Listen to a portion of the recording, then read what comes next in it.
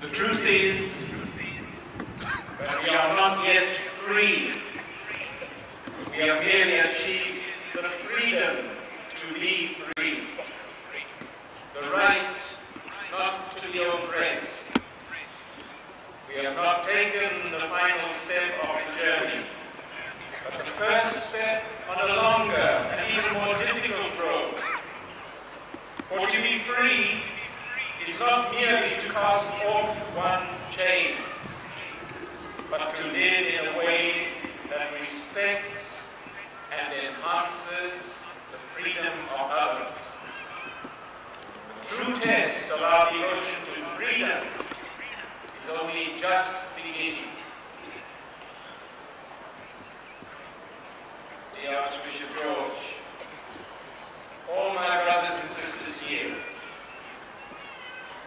those words are from the last page of the book by our former President Nelson Mandela, Long Walk to Freedom. And today, it is most important that we think back to 1976, to one of the struggles for freedom which began in Soweto on this day 24 years ago. That they should have to study through Afrikaans because they saw that this was a way of holding them bound. But it was not only a struggle against something. What was in the heart of all those young people who carried on the struggle was not simply to stand up against something which was unjust. It was to stand and to struggle for something. To struggle for an education system which would respond and reflect their human dignity, what we would call as Christians, would reflect their dignity as human beings, born in the image of God. That is what we commemorate today. And that is why President Mandela's words, former President Mandela's words, are so true. The first step on a longer and much more difficult road. That is what we are engaged in now. In 1994 and our first democratic elections, we, the people of South Africa, began a long journey to transform our land and our people into the dream God has for us. The dream of God which reflects our dignity as people, as communities who are born in the image of God. And nothing less than what corresponds to that is good enough for us.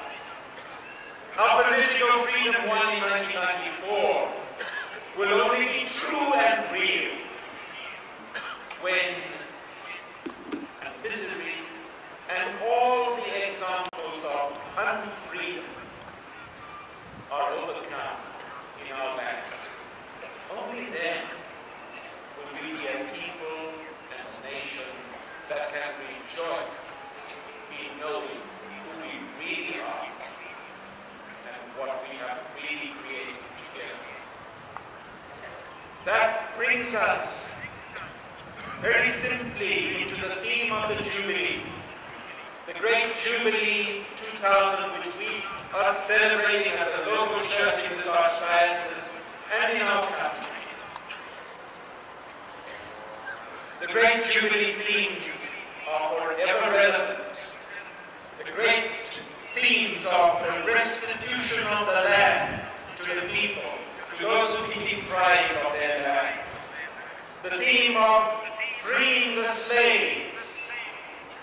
The theme of the cancellation of the debt. Those three great Jubilee themes are deeply relevant to our country in the long journey we have begun. The restitution of the land until the land is restored to the people, until the land our people have lost is restored, until there is a just redistribution of the land of South Africa, until the land that is restored and redistributed and shared becomes a means of our people breaking out of poverty and misery and living a life of dignity. Until our people on the land anywhere have the skills and the capacity to use the land so that poverty and misery can not only be overcome, but that all can live a quality of life that reflects our human dignity. Until the land is restored in that way, we cannot celebrate with joy the Jubilee. We have begun that journey. The freeing of the slaves. Today, we must look deeply into the life of our people and our nation and find what are the modern forms of slavery. What keep people as if it was in a prison? One unfree is certainly the HIV/AIDS epidemic, which keeps people because of a culture of silence, of rejection, of non-acceptance.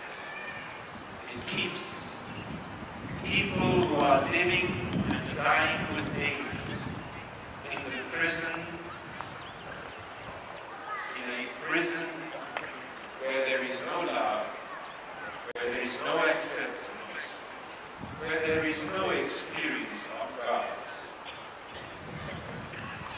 Until all the forms of unfreedom and slavery are seen and discovered, until we create a society where there is deep respect, acceptance, sharing, and love, especially of the little ones, the suffering, those who have none, then we cannot celebrate Jubilee truly.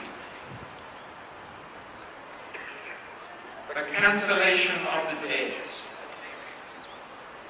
We, in South Africa, share with our brothers and sisters in Southern Africa and in Sub-Saharan Africa, and with many of our brothers and sisters in the developing world, the terrible suffering of how the debt owed by countries prevents them precisely from developing and breaking out of their misery. The debt they owe